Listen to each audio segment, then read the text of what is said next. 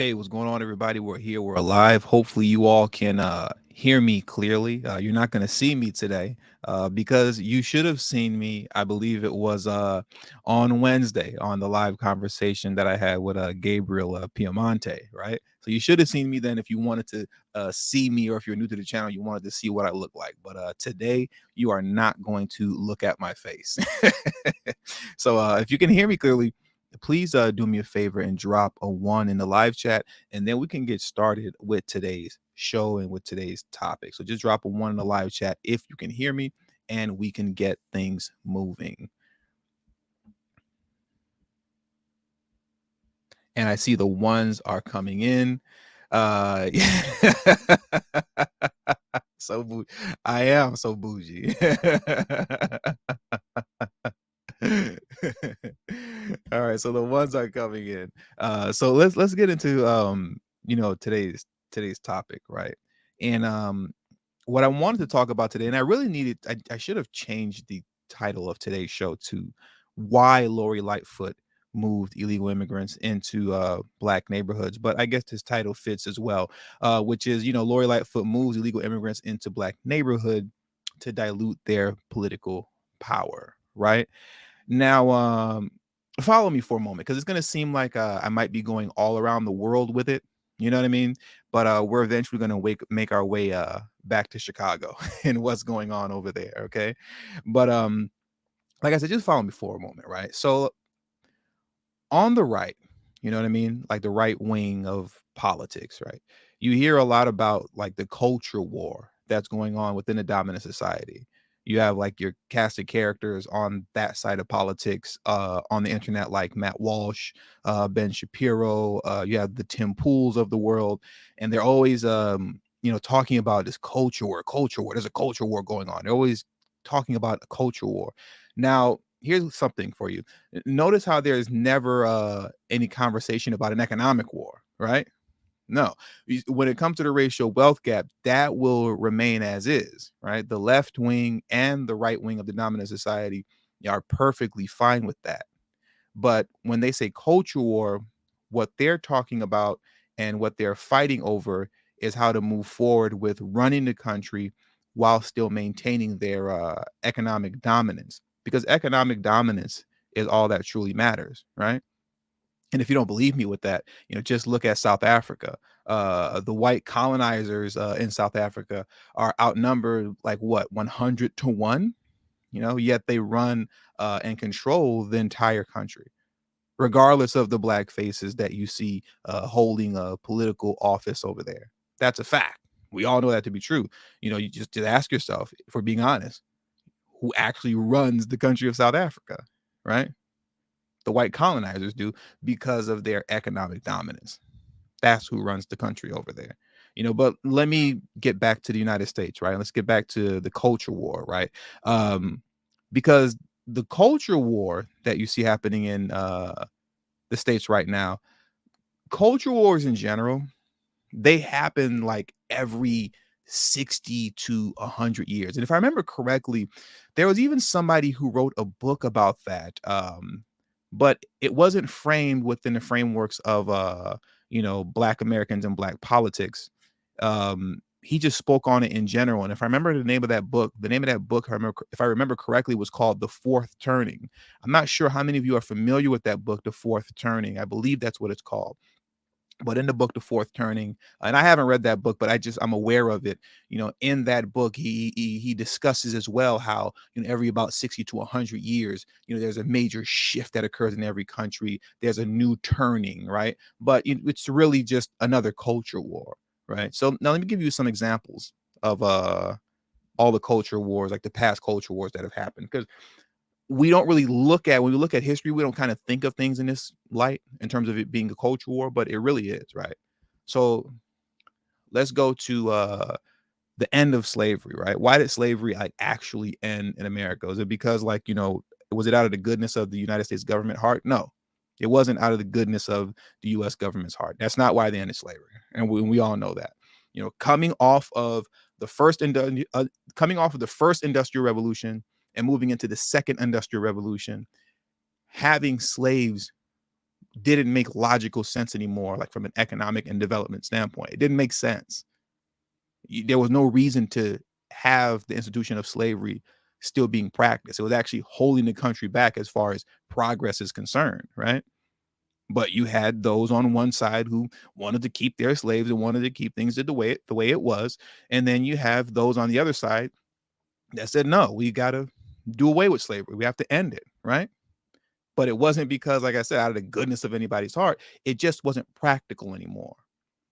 And there was a war fought over it, a physical war, not just a cultural war. But in the end, those that wanted to do away with slavery, they won. But that was a culture war, right? And now you fast forward from the end of slavery to the civil rights movement. Now, though the civil rights movement was spearheaded by Black Americans, right? That was an organic movement that triggered a culture war within the dominant society, to which they then were fighting over making a decision on what to do with the Blacks that are uprising. You had some that said, man, we just need to adjust and shift and integrate them into society and do away with segregation. And then you had others on the other side of the dominant society that didn't want anything to do with integration. This is why you see here and what I have on your screen right now, till this very day, the longest filibuster in American history was over the 1957 Civil Rights Act, right? I'll read this little paragraph to you real quick. The filibuster, an extended, give me just a second. I can't. The filibuster, an extended speech designed to stall legislation, began at 8:54 p.m. and lasted until 9:12 p.m. the following day, a duration of 24 hours and 18 minutes. This made the filibuster the longest single person filibuster in United States history, a record that still stands in 2023. That's how serious, right, that culture war was concerning the civil rights movement and what to do with Black people. So once again, though it was an organic movement spearheaded by Black Americans who are in search of and trying to attain freedom, essentially, that ignited a culture war within a dominant society. And we all know how things played out from there, right? But now what I want to do, right? I want to come to the present day, like where we are now. All right. I want to come to the present day and where we are now. And this is where we are now. Follow me. All right. I'm not going to read this article, but this is from 2010, Pew Research Center.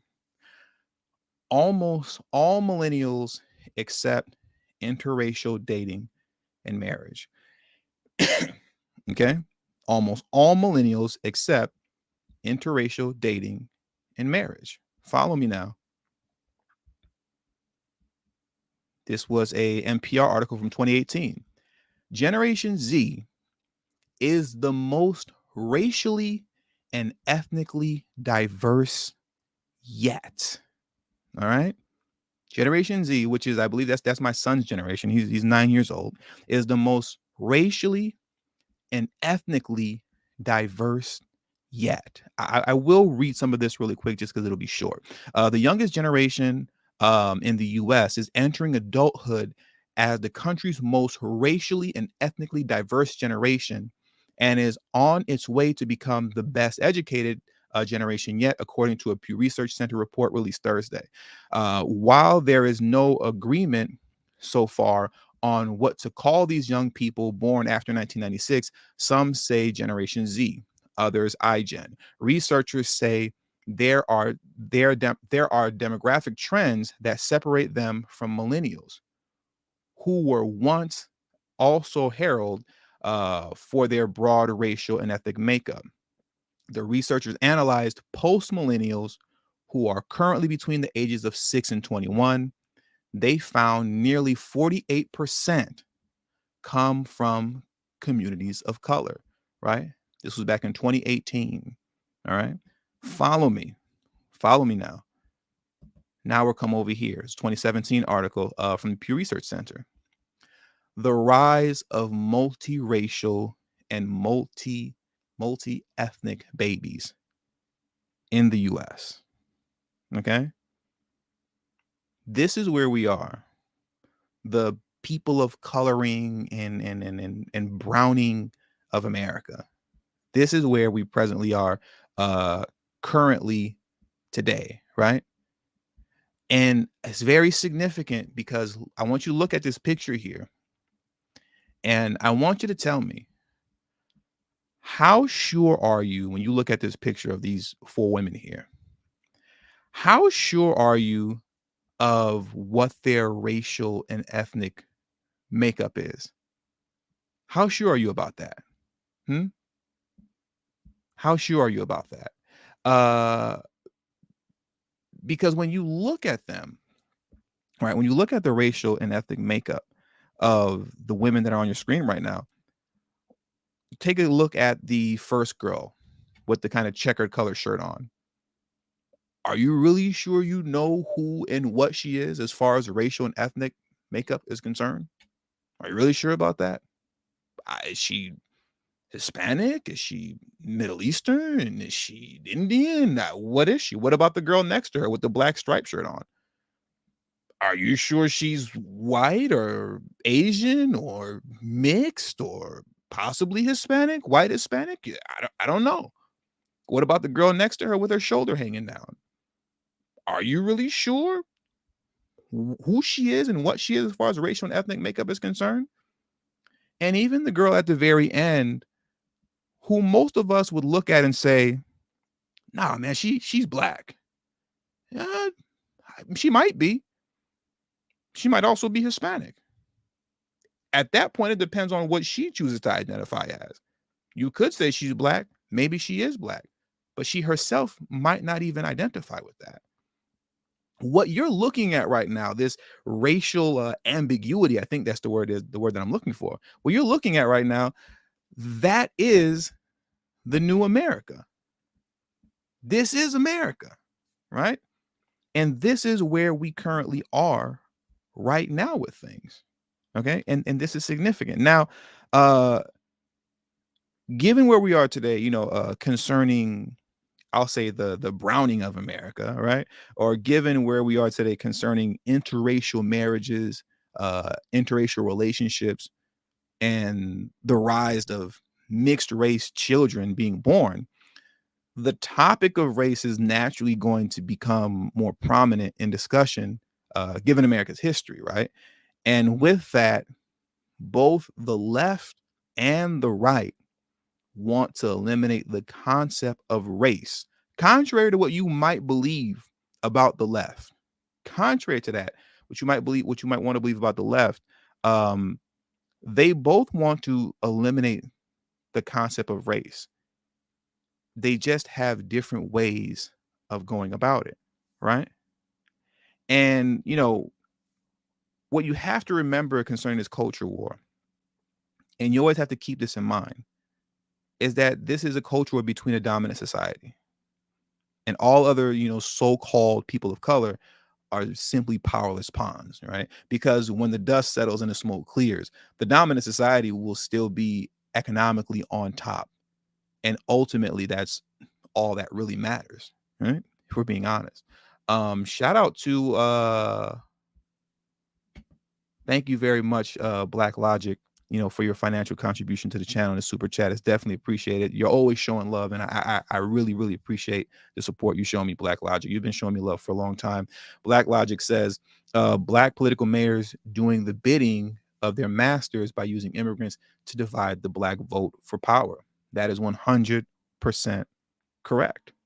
100% correct. So now back to what I was saying, right?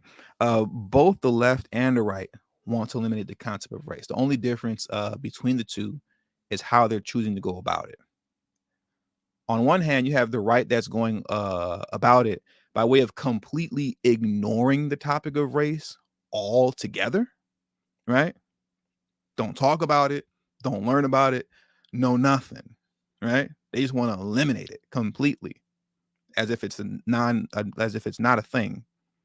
But the left, on the other hand, is embracing the changes in demographics by getting out in front of the conversation, right?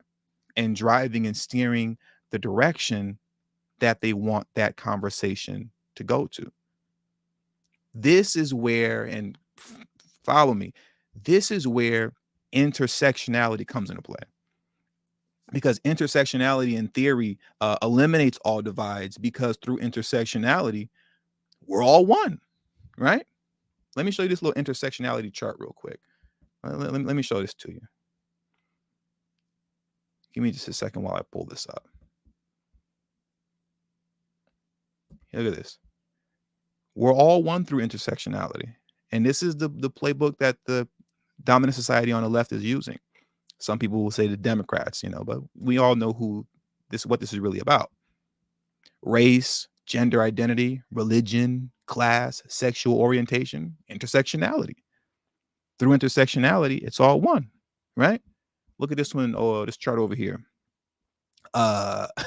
You have what? Ability, mental health, gender expression, appearance, political affiliation, language, occupation, religion, class, location, marital status, education, ethnicity, physical health, hobby, sexual orientation, nationality, age, culture, personality, gender identity, race, fertility, right? We're all one under intersectionality. And if we're all one under intersectionality, then there is no division. You see how this works? There is no division. We're all one. Both the left and the right want the same thing. They just have different ways of going about it. And to be honest with you, spoiler alert. Here's a quick spoiler alert, right? The left is going to win. They are. The left is going to win, right? And the reason they're going to win is because you're not stopping the browning or the people of coloring of America, like I was just showing you earlier. Like, I'll go back to it. You're just not stopping that. Come back over here to these 3 articles really quick. Almost all millennials accept interracial dating and marriages. We all know that to be true, right? Generation Z is the most racially and ethnically diverse group yet. Okay? The rise of multiracial and multi-ethnic babies in the US. You're not stopping this. And the so-called people, the people on the, so-called left, the dominant society, they understand this. And they're getting out ahead of it, right? And that's why they're going to win. Because if you know you can't stop it, then what you got to do is you got to get out ahead of it, right? So now, I'm pretty sure, some of you you might be asking yourself, all right, wow, you really went all around the world with this one. Like, what does this have to do with Chicago? But before I get into that, thank you, Kevin C, for your, I don't know what denomination of money that is, HNL 150, but I appreciate your support and contributions to the channel. It's definitely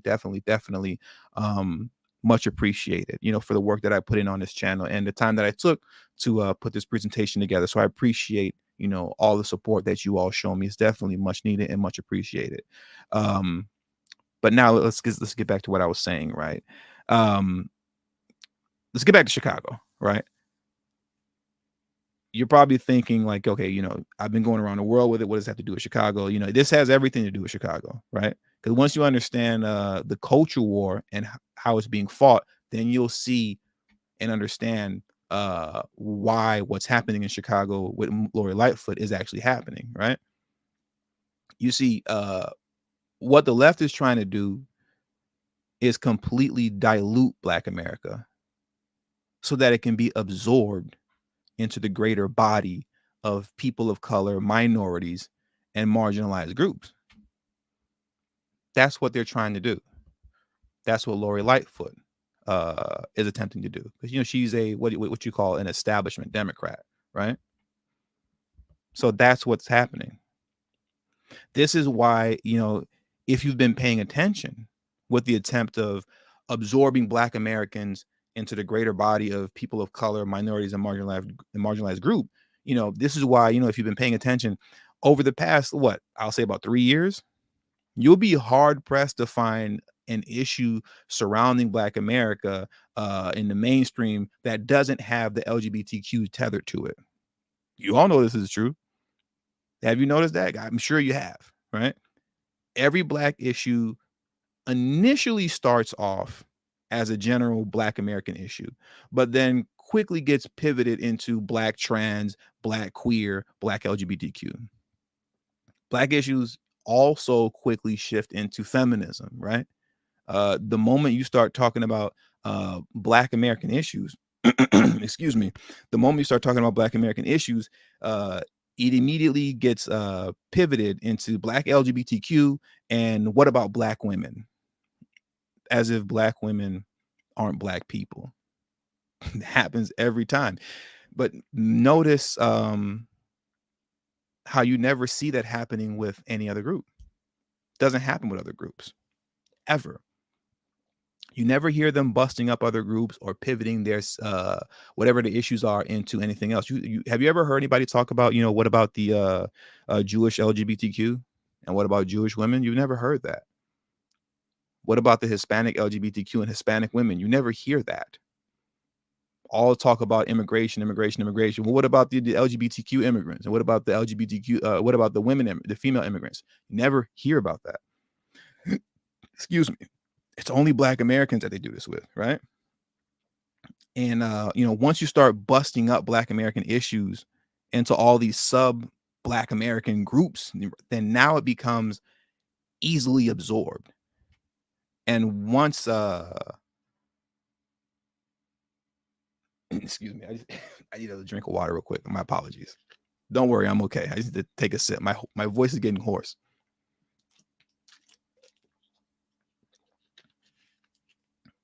Okay. All right, I'm back. So like I was saying,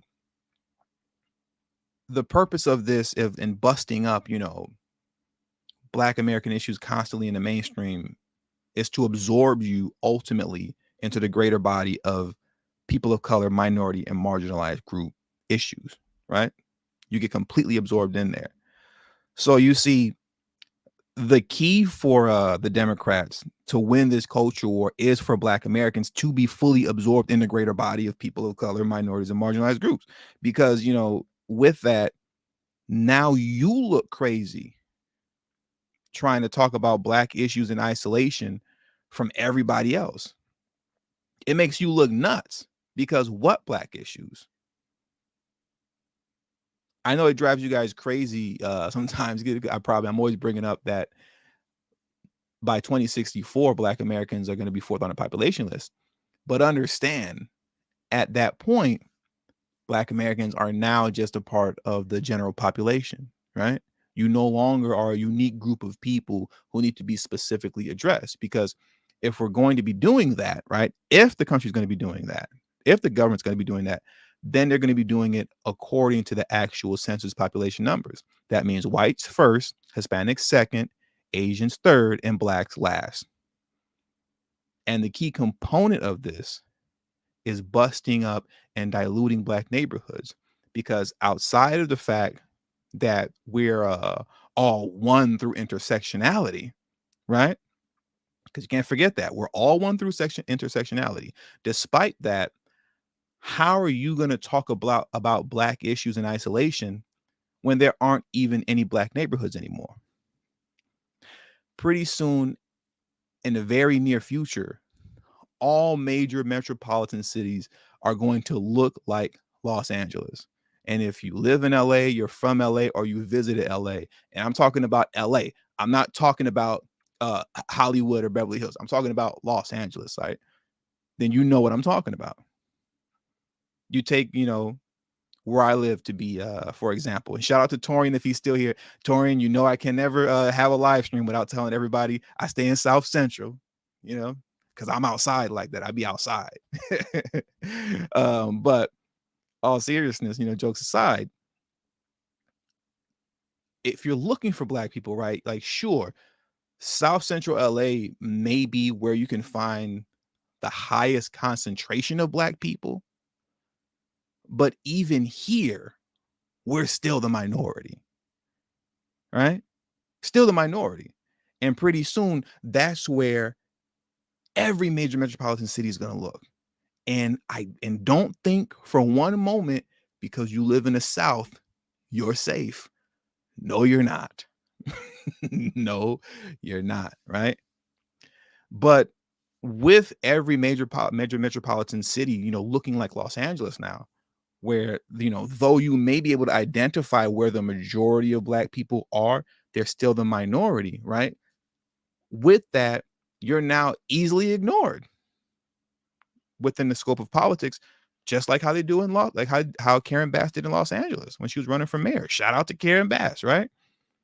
She didn't address Black people in Los Angeles at all when she was running for mayor until like almost the very end of her campaign. Why? Because realistically, she didn't need to. Her whole campaign was focused on Latinos. I made a video about it. Some of you may remember this. And I remember in that video, shout out to Slauson Girl.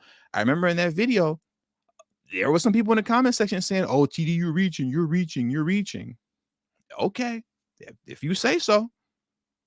I sat there and did a whole video and explained how she completely ignored the Black community till almost the very end of her campaign.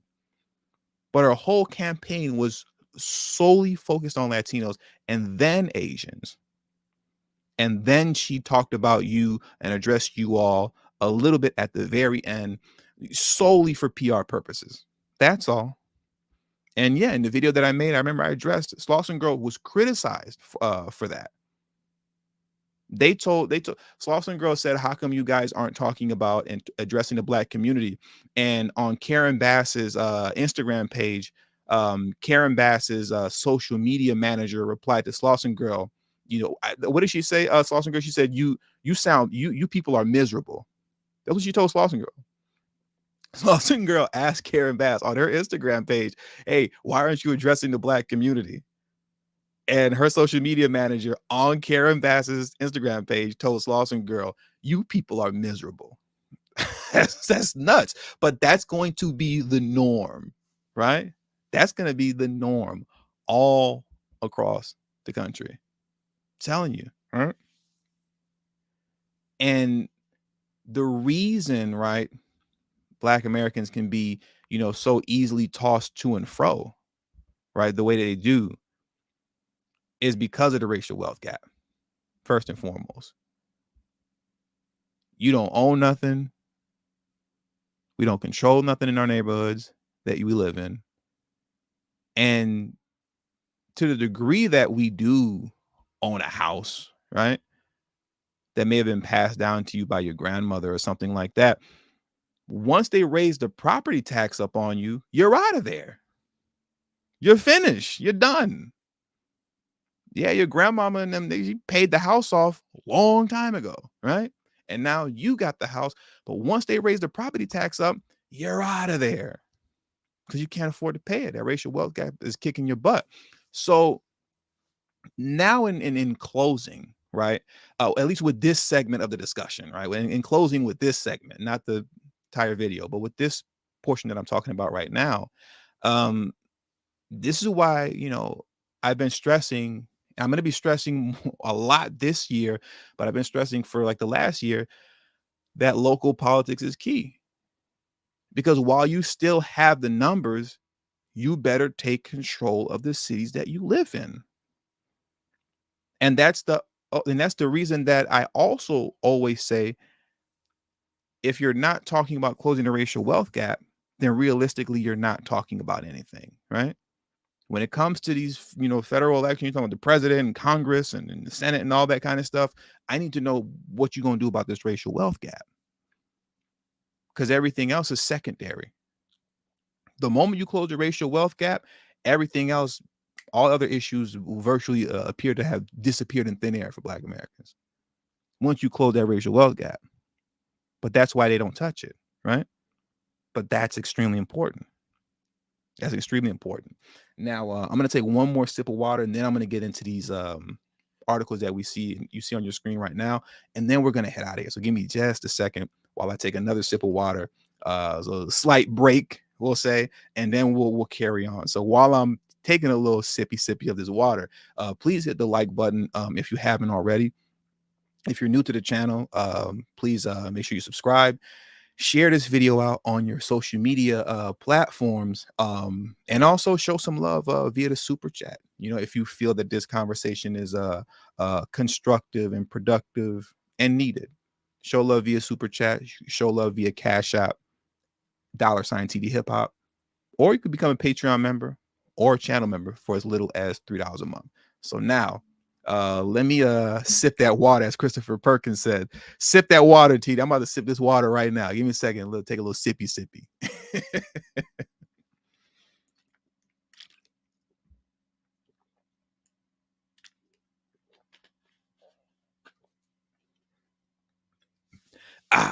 Okay. I'm back. After having my little sippy, right? So now we're gonna round this thing out pretty soon. So as you see on your screen right here, it says migrants begin moving into former Wadsworth Elementary School Thursday, right? This article was written February 2nd. But what I want to do real quick is I want to go back to this other article here. Let me pull this up for you all. Is it this one? Yes, I believe so. Yeah, it's this one. This article that I wanted to pull up very quickly, because in this article is very telling. Because as I read through it, the Chicago Tribune article titled "Plan to House Migrants at Former Chicago School Delayed Amid Community Pushback. Mayor Says City is at Maximum Capacity." This was January 5th. Obviously, as we all know, they got moved in regardless. What was I going to say? In this article, it's very telling because you will see here in this article that even the Hispanic, city officials, right? City councilmen and aldermen and stuff like that. The Hispanic folks over there were scratching their heads and confused as to why Lori Lightfoot is moving in these illegal immigrants into a black neighborhood, because they actually wanted them over there with them. They wanted the Hispanics that are getting moved into the black neighborhood. They wanted them with their own people because it made logical sense, right? Don't nobody speak Spanish over there where the black folks are. And I believe it's in Woodlawn. Don't nobody speak Spanish over there. Can nobody help? Nobody can help them there. No one can help them. No one can assist them. If they need help, if they need assistance, now they need to go out of their way to head over to the Hispanic side of town, right? So even like I said, the local governmental officials, those who are Hispanic in Chicago, the Hispanic aldermen and women, the Hispanic people on city council were like, "Yo, what's going on? This is crazy," right? So some of that is highlighted here in this article. So let me read through this article real quick. Thank you, Val Williams, for your super chat. I appreciate the support, Val Williams. Thank you very much. And I do see somebody else showed some Slauson Girl. Normally I don't shout out anybody who sends me a Cash App, but since we all know who Slauson Girl is already, I don't mind saying her name, right? So thank you very much, Slauson Girl, for showing love on a Cash App. I really do appreciate all the support that I get on this channel. Now let's carry on, right? Let me try to get through this quickly. Outside a former Southside elementary school that was chosen to shelter migrants arriving in Chicago, a small group of protesters gathered Thursday morning, clamoring for their needs to be taken care of first, as they should, right? The plan for the building now appears to be in limbo, and its opening delayed, according to the local alderman. But we all know eventually it got open, right? The Woodlawn residents said they opposed the transformation of the neighborhood's shuttered Wadsworth Elementary School into a temporary housing for migrants who have been bused to Chicago. The opponents argued, right? The people of Woodlawn, they argued that their already struggling community cannot take another influx of those in need, which makes sense. If their community is already hurting in Woodlawn, if the black neighborhood here is already hurting, how are you going to put another influx of people who are in need over here. Why are you bringing them over here with us? Right? Well, excuse me. Here's a quote. While I'll love to help immigrants and everybody else, I'll like to help my own first, said longtime Woodlawn resident Gene Clark. As you should. The city has decided to press pause on the Woodlawn shelter. Alderman Jeanette Taylor, 20th of the 20th award, I believe it is, told the Tribune Thursday evening.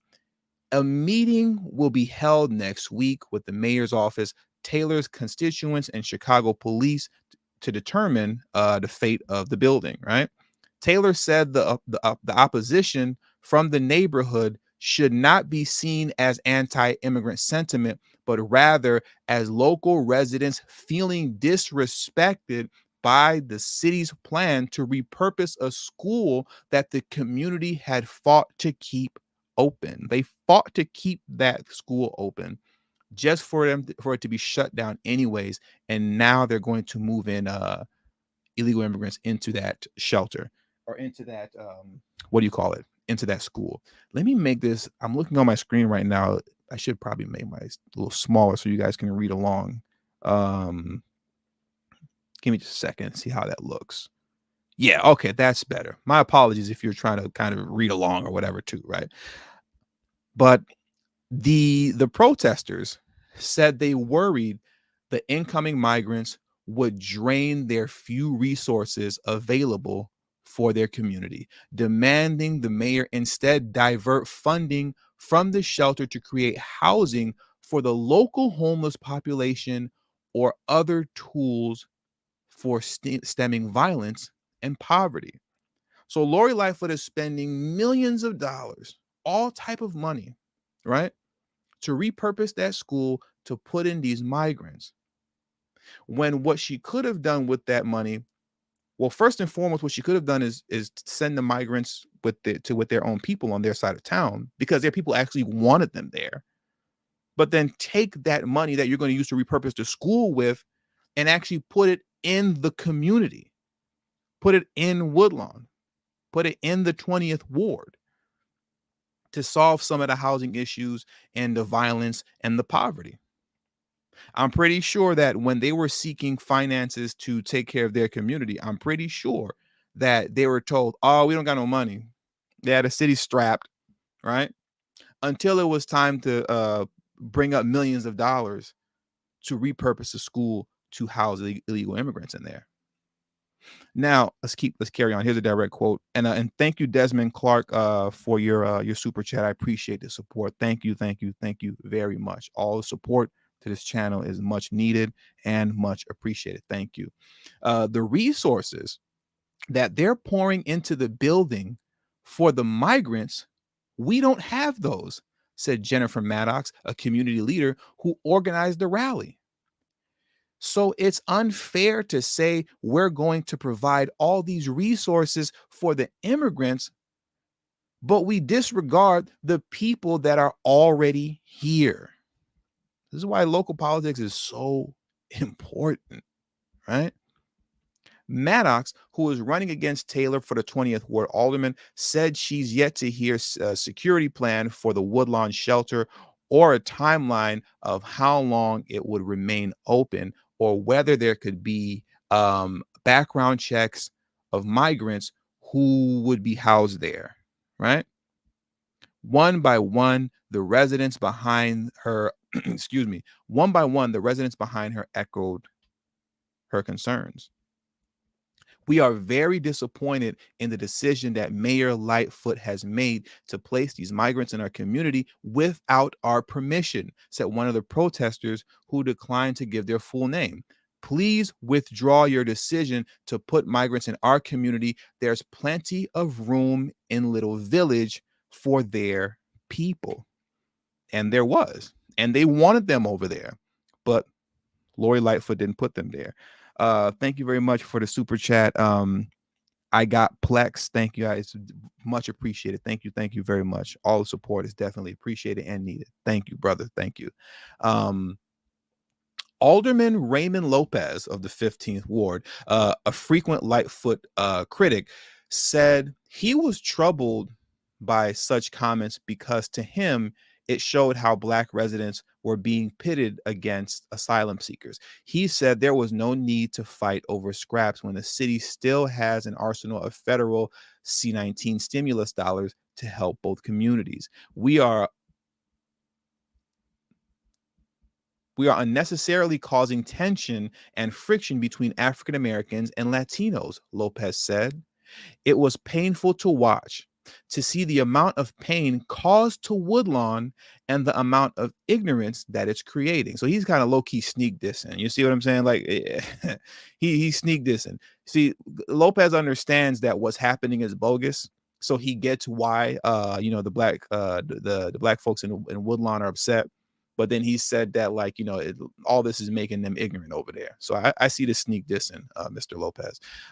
Democratic cities are absolutely helping prove that point, the point that many of the big cities, excuse me, start that again. Democratic cities are absolutely helping prove the point that many of the big cities that say they are welcoming in name only, as long as no one shows up. Okay. Blatzer Enriquez, I think that's how you pronounce his name, of the Little Village Community Council agreed with the concerns of the Woodlawn demonstrators, though he said some of their remarks against the shelter was not welcome. So despite the fact that you see these the Hispanic aldermen and city council members and stuff like that, they might not like how the folks at Woodlawn are articulating themselves, even though they're not articulating themselves. But that's just sneak dissing, honestly. They're just sneak dissing, because the people of Woodlawn, they're not saying anything negative about the migrants moving in, right? They're not sharing any anti-immigrant or anti-migrant or anti-Hispanic sentiments. They're just simply saying, why are you moving these folks over here when we need the funds that you're pouring into them? You're taking our government dollars, and instead of pouring it into our community here, you're pouring it into them so that they can be here struggling alongside of us when we're already struggling and messed up over here. But then you're going to bring other people over here that are struggling and messed up too. You know what I mean? But let me carry on. Let's carry on. Chicago City Council Latino Caucus Chair, Chicago City Council Latino Caucus Chair, Gilbert, I can't pronounce that last name, Villages, 36th Ward, I believe that is, did not take issue with the latest plan, but knocked the mayor for what he said was a lack of communication with local aldermen and by proxy their residents, especially in a community like Woodlawn that is still hurting from decades of disinvestment, right? So that sums it up for this article. And then there's this article here that shows, migrants migrants begin moving into former Woodsworth Elementary School Thursday, right? And that Thursday has already come and went. It passed already. But here's something that I want to show you guys really quickly. I want to go back to the conversation that I had with Gabriel Piemonte, right? Who's a gentleman running for alderman in the 5th Ward. And I asked him a very specific question, concerning non-citizen voting. And I want you to hear his response and how he related it to what's happening in Woodlawn with Mayor Lori Lightfoot placing the Hispanic immigrants over there, right? So give me just a second while I pull that up. Give me a moment. I'm gonna pull this up really quick. Video 5, now you guys are gonna have to see me struggle stream the little struggle stream look for a minute. I hate how this looks. It's so annoying. All right, got a little struggle stream up. Give me a second. Don't judge me. This makes me wish I would have put the camera. I would have set the camera up now. See, but give me a second while I pull this up. This video up. Got a little struggle stream video going. Okay. All right. So now I want to play this part for you, right? Do I have it at the right mark? Yeah. 54 minutes and 32 seconds. I want you to listen to his response into what he said, right? concerning non-citizen voting and why he believes Lori Lightfoot is placing illegal immigrants into the Black community of Woodlawn. And thank you, Adrian Hicks, for judging me. Adrian Hicks says he's judging me right now. But let's get into this video. There's been a lot of talk, and I've covered this a lot on this channel, concerning illegal immigrant, undocumented. I want to make sure I'm saying this properly. I want to say this properly. Non-citizens, I mean. Yeah. There's been a lot of conversation and attempts at bringing to fruition non-citizen voting in local elections. Now, I'm not sure to what degree the role of an alderman plays in that. But what is your position on that, on non-citizen voting in local elections? I'm against it. I think you're asking a very good question. It's complicated in Chicago. I think that we could make a case. So I think what they would say in the state legislature is that this is their purview. But Chicago actually has a special designation. It's a home rule city. And that means that there are certain kind of fundamental things that we get to make calls about. And for example, public safety is one of them. So we control our police department. I believe that voting is such a fundamental right in a municipality that we should have control over that as well when our views don't agree with those of the state generally. You cannot give non-American citizens the right to vote. I think it's a problem generally, but you sure as heck can't do it in a city as political as Chicago. What I believe Plan A was at Wadsworth, because at first they were going to bring 500 adults in, and specifically adults. I just want to make sure to clarify. Wadsworth is the school that they moved in all the migrants into. The first Plan A was at Wadsworth, because at first they were going to bring 500 adults in, and specifically adults. The first plan that Alderman Taylor was briefed on was, we're going to bring 500 adults. First of all, it is very, very hard to get a collection of undocumented folks that are only adults. Like, you actually have to work like really hard to do that, in the hundreds. I believe that they were going to bring them in, and then the next thing you knew, there was going to be a law about non-citizens voting, because 500 is actually a pretty good number to swing a local vote. And anyone who knows.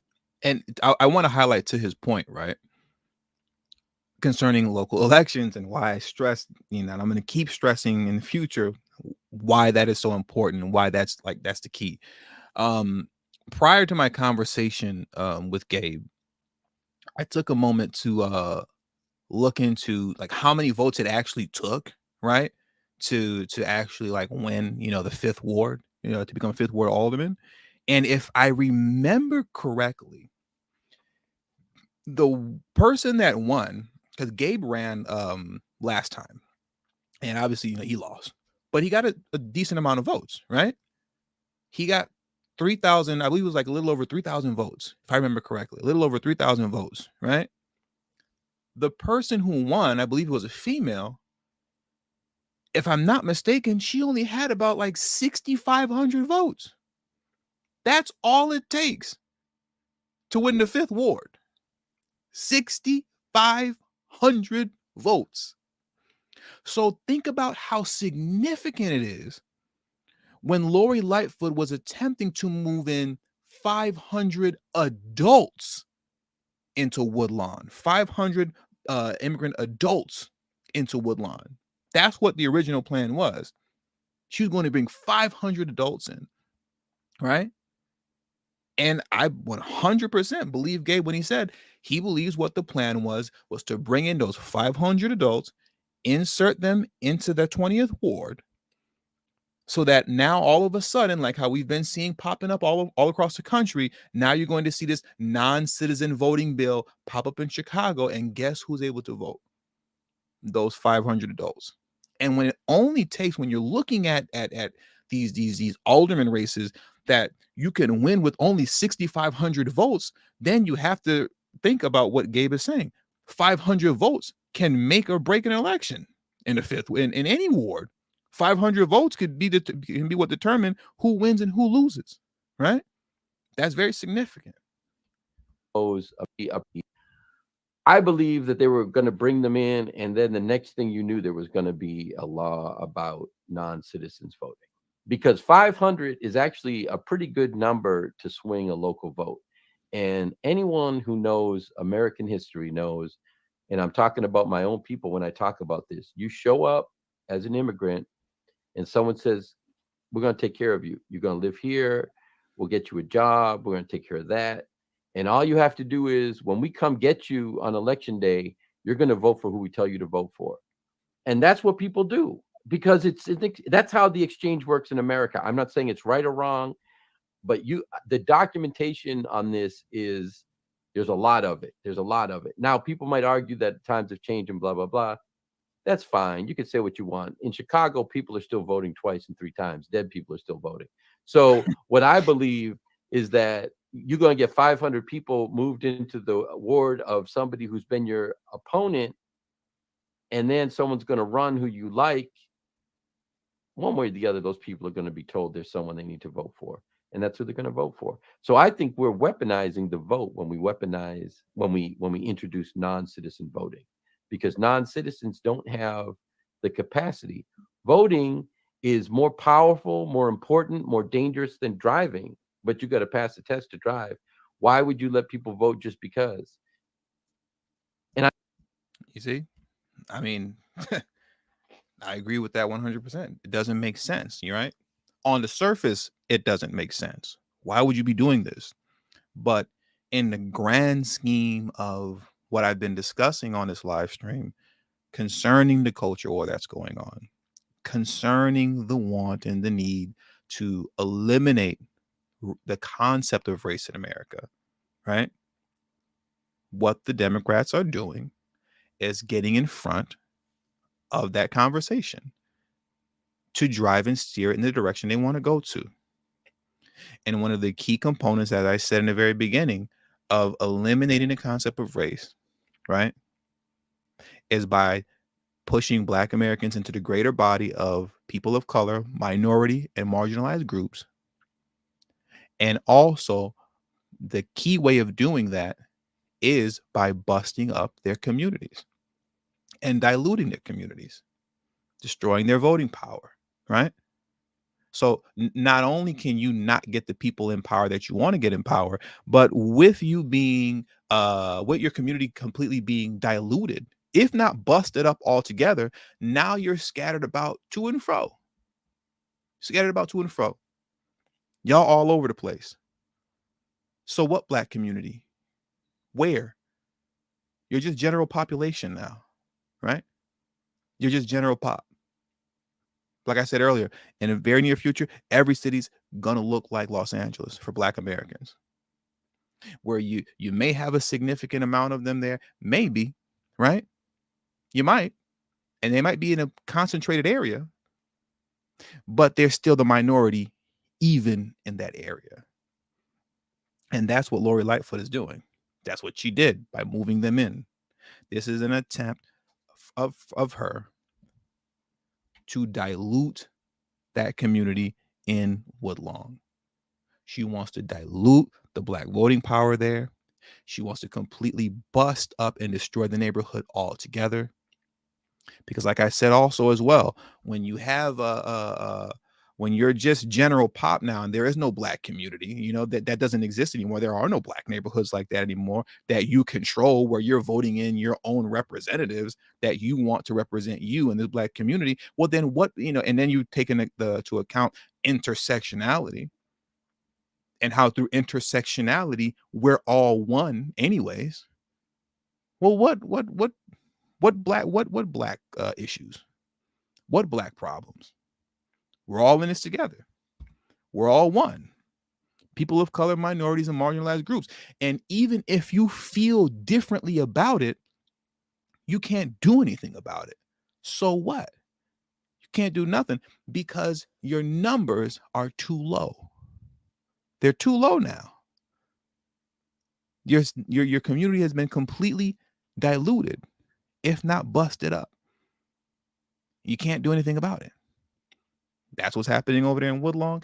That's what you see happening in countries, in cities all across the country as well. And that's why Lori Lightfoot did exactly what she did by moving in those migrants into the Black community of Woodlawn, when the very people, and I believe it's called Little Village, which is the Hispanic side of town, they wanted them over there. They wanted their people over there with them. They asked for them. The churches said, you can house them here. There are a whole bunch of immigration institutions over there, immigrant institutions over there, where they said, bring them over here. Bring our people to us over here. Lori Lightfoot said, no, I'm putting them in the Black community.